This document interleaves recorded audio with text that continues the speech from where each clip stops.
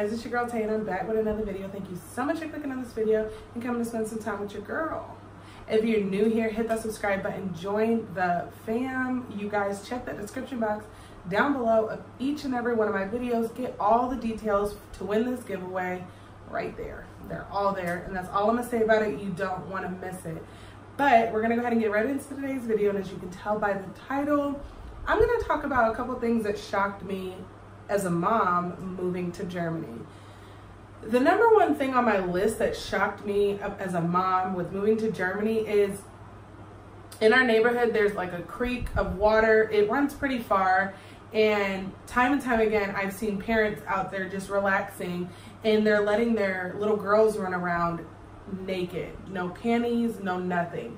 And I mean, do what you do, those are your kids. I know nudity is more accepted here in Europe than obviously in America, but it's like, I just would not let my daughter do that for several reasons. These weren't like little girls, you know, they were like 7 and 8 years old sometimes, maybe even older. I don't know those little girls or their parents. So yeah, that kind of threw me for a loop. And then like a couple times at the pool, I've seen parents letting their children walk around completely nude, and it kind of throws me for a loop. I mean, again and again, I'm very aware that it is much more accepted here than, you know, in places like America, but for small children, I just feel like they're so vulnerable. You know, there's weirdos everywhere. I don't care where you are. It's just not for me and my child, you know? So yeah, that's just the first thing that shocked me about moving to Germany. The second thing I actually learned in a recent class that I took, which was basically the politics of and the history of Germany. It was called, I can't even think of the name of the course I just took, but I finished it, passed it, whatever. I'm done with that, moving right along, you know? So in this course, I learned that as a mom, whenever you go on maternity leave, for the first year, you receive 60% of the pay. I've seen so many different debates online about what the actual number that you receive is, like 60, 50, 40, 30, some people say different. This is what I learned. You receive 60% of pay while you're on maternity leave. And then for the first 3 months, or after the first 3 months, if you actually make more than your husband, you two can switch off after that first 3 months. That way the household is still bringing in enough money to support the family. You two can switch off, and then you guys will make 60% of his pay, and you can go back to bringing in, you know, the bigger money if you're like the breadwinner of the family. So yeah, I think that's so dope.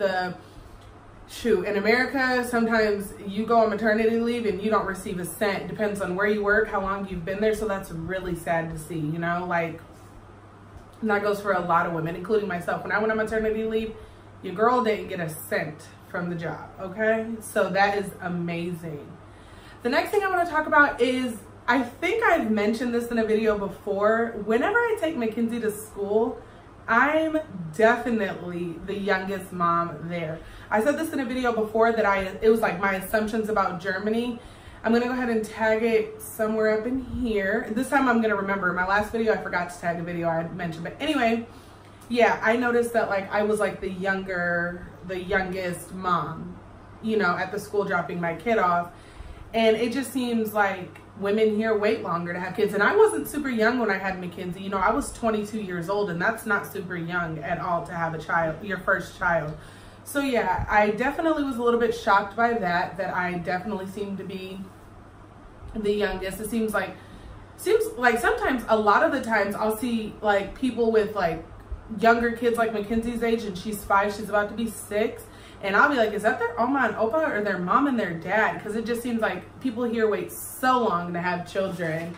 Yeah, my bad. You guys already know I got my notes here. The next thing that I want to talk about is how welcoming they were of Mackenzie into the kindergarten, even though she spoke no German. She knew her colors, her numbers, how to say my name is, and, you know, can you help me? Like really small things like that. But yeah, whenever we brought her there, they were like, that is not an issue that you have to worry about. We are very welcoming of children from all over, and they were, and they are. Mackenzie is going to first grade this year, and they are just like, bring her on, like bring her to me. Like, it is okay. You do not need to hold her back. The language will not be a barrier. Kids are like literal sponges. They just like grab onto everything that you put in front of them. Basically, they learn so quick. So yeah, that definitely was something that shocked me, of how accepting they were of her, that she didn't speak German. Not to say that they should have, like, you know, treated her any different because she doesn't speak German, but how welcoming they were. They were like, you know, you're probably more nervous than we are or than she is, so definitely just bring it on. Like, we're ready for it, you know? So I thought that was really, really dope. The last thing on my list is something also that I learned in my class that I took. I wish I could think of this class name, but I cannot. I know as soon as I'm done, I'm gonna be like, duh, that was the name of it. The last thing that I want to talk about is, if your child is the age of 5 and they do not have a place in the kindergarten, they do have to financially support you to be able to stay home with your child. The state does. Again, I learned that in my class. I have seen plenty of debates online about that bit of information as well between people, but what I learned was that, again, at the age of 5, if they don't have a place for your child in the kindergarten, then they have to pay you to be able to stay home, because where else is your kid gonna go, you know?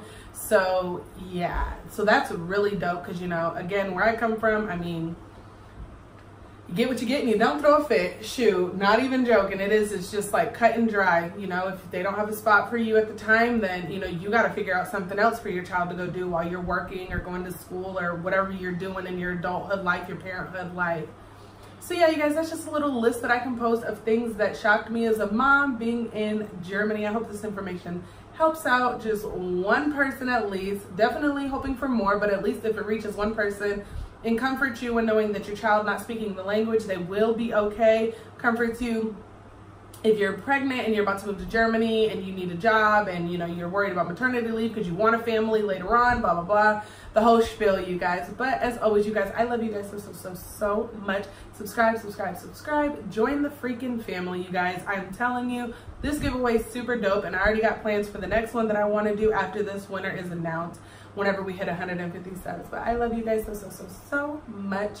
You already know, check the description box, get all my information about the giveaway, and follow me on Instagram. That's in there as well. And I love y'all so much, and I'll talk to y'all later. Bye, fam.